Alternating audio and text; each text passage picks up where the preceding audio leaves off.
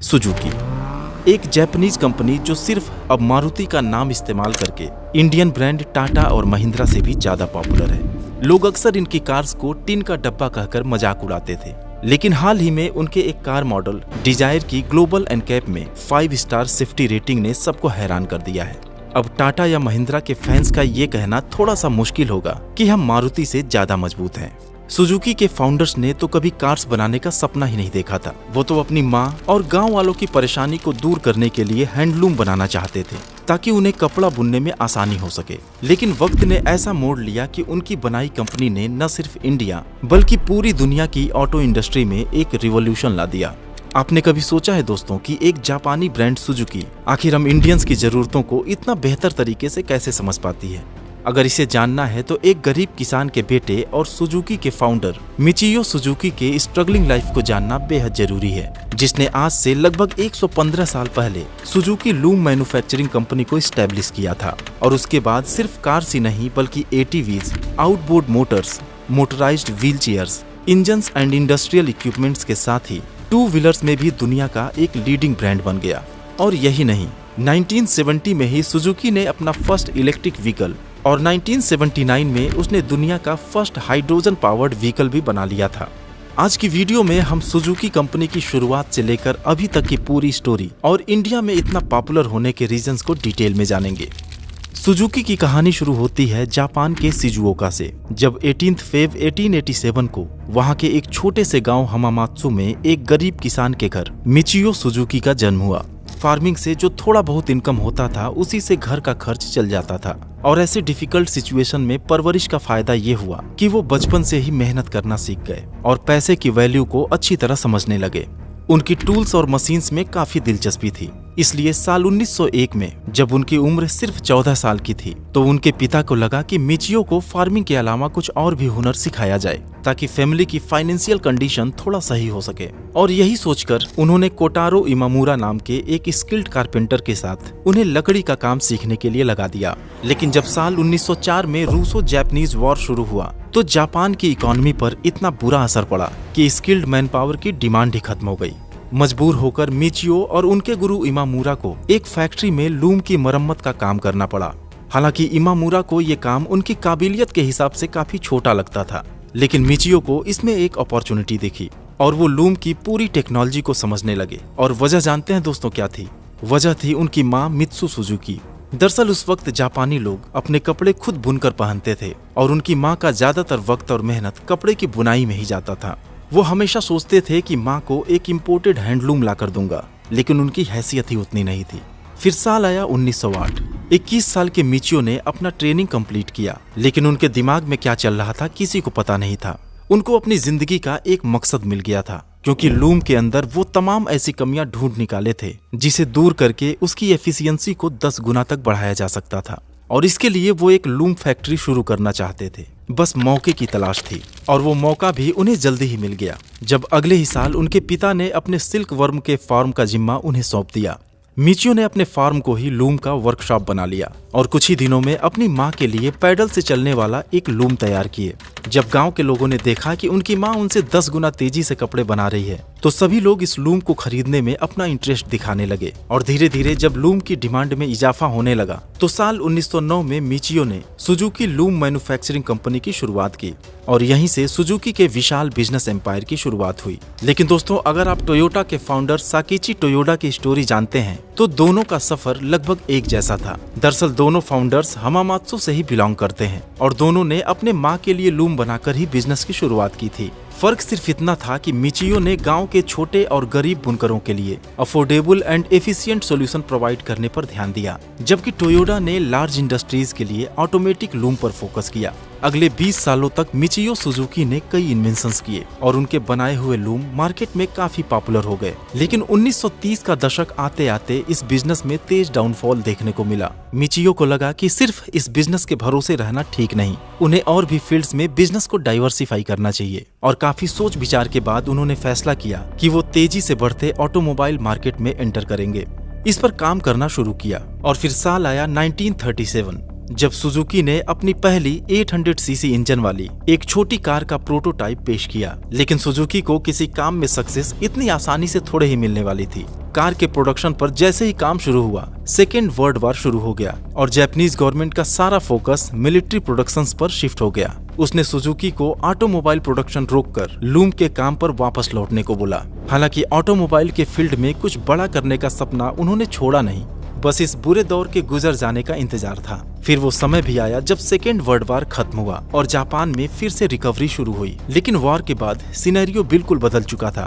Cotton industry तो पूरी तरह से क्रैश हो चुकी थी, जिसने मिचियो को अपने ड्रीम प्रोजेक्ट ऑटोमोबाइल पर काम करने का मौका दे दिया। और दोस्तों, बिल्कुल इसी तरह मौके को पहचानना और सही समय पर एक्शन लेना ही सफलता की कुंजी है। ठीक वैसे ही जैसे आज बिटकॉइन ने अपना नया ऑल टाइम हाई बना लिया है और ये और तेजी से बढ़ रहा है। अगर आप भी इस अपॉर्चुनिटी को मिस नहीं करना चाहते हैं तो अभी डाउनलोड करें कॉइनस्विच, जो है इंडिया का सबसे बड़ा क्रिप्टो एक्सचेंज। यहाँ आप bitcoin, Ethereum, Dodge, Shiba Inu और कई दूसरे क्रिप्टो कॉइन्स को आसानी से बाय और सेल कर सकते हैं। कॉइनस्विच पर आप क्रिप्टो फ्यूचर्स में भी ट्रेड कर सकते हैं, जहाँ आपको मिलती है लोवेस्ट फीस, 350 प्लस कॉन्ट्रैक्ट्स और अप टू 25x लीवरेज।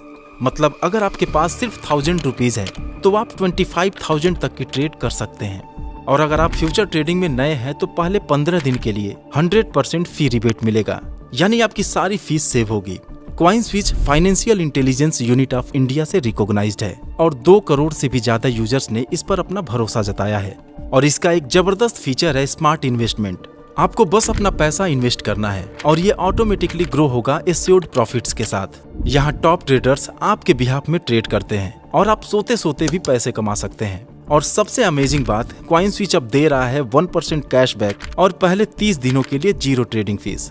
और दोस्तों, कॉइनस्विच पर प्रूफ ऑफ रिजर्व्स यानी POR भी मेंटेन किया जाता है। ये दिखाता है उनकी स्ट्रॉन्ग फाइनेंशियल हेल्थ को। लिंक मैंने डिस्क्रिप्शन और पिंड कमेंट में दे दिया है, अभी जाकर डाउनलोड करिए। अब चलिए वापस चलते हैं सुजुकी की कहानी की तरफ, जहां मिचियो ने अपने सपने को हकीकत में बदलने के लिए नई शुरुआत की। साथ ही जापान के ग्रोथ के लिए गवर्नमेंट को भी इंफ्रास्ट्रक्चर और सस्ते ट्रांसपोर्ट व्हीकल्स की सख्त जरूरत महसूस हुई। और इसी मौके का फायदा उठाते हुए साल 1952 में सुजुकी ने एक मोटराइज्ड साइकिल को लॉन्च किया, जिसमें 36 सीसी का एक single horse power 2 stroke engine लगा था। लोगों ने इसे खूब पसंद किया और मिचियो के इस इन्वेंशन से जापानी गवर्नमेंट इतनी इम्प्रेस हुई कि ऑटोमोबाइल में और रिसर्च के लिए उन्हें फाइनेंशियल सपोर्ट देने लगी, जिसने सुजुकी को और आगे बढ़ने के लिए मोटिवेट किया। और 2 साल की कड़ी मेहनत के बाद साल 1954 में सुजुकी ने अपनी पहली लाइट वेट और फ्यूल एफिशिएंट कार सुजुलाइट को लॉन्च किया। मिचियो का बचपन काफी गरीबी में बीता था, इसलिए उनकी सोच और काम करने का तरीका बिल्कुल अलग था। वह मिडिल क्लास की जरूरतों के हिसाब से affordable and fuel efficient cars बनाने पर जोर दिए, न कि महंगे और लग्जरी कार्स पर। कहा जाता है कि एक बार ऑफिस विजिट के दौरान मिचियो सुजुकी ने देखा कि ऑफिस में गैर जरूरी बिजली का इस्तेमाल हो रहा है। उन्होंने तुरंत ऑर्डर दिया कि सभी फालतू लाइट्स बंद रखी जाएं।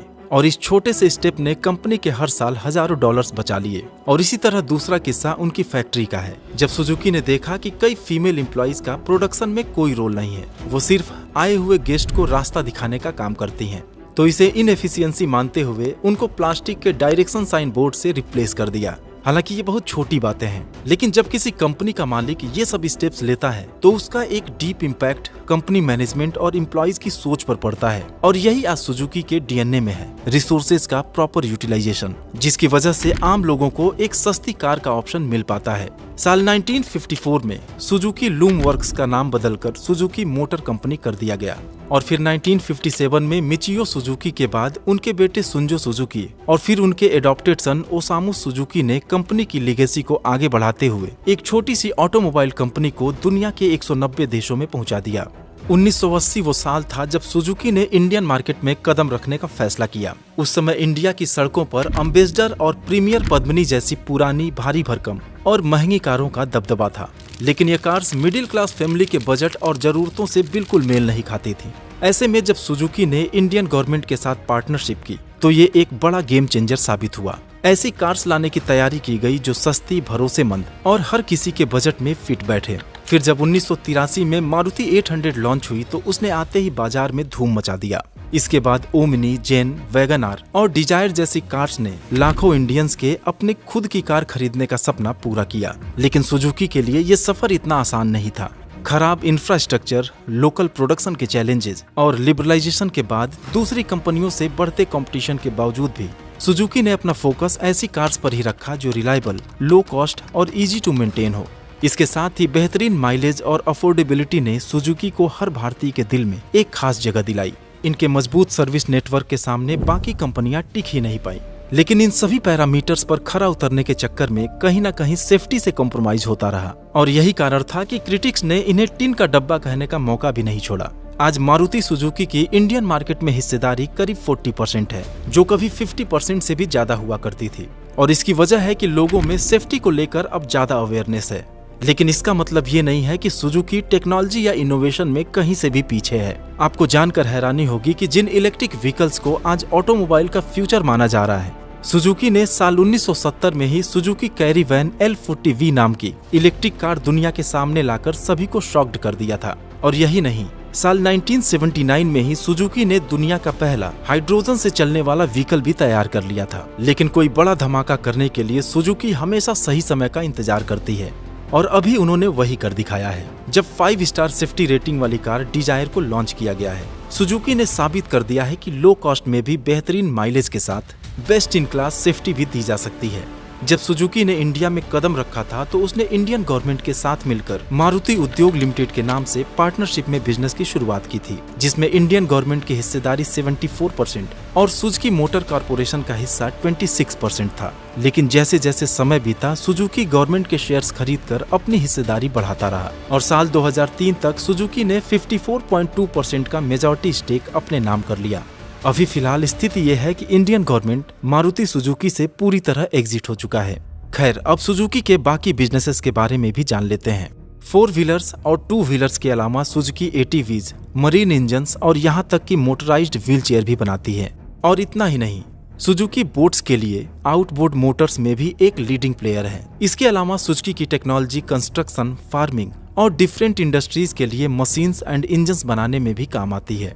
तो दोस्तों, उम्मीद है कि सुजुकी के बारे में आपको कुछ नई जानकारी मिली होगी। Thanks for watching.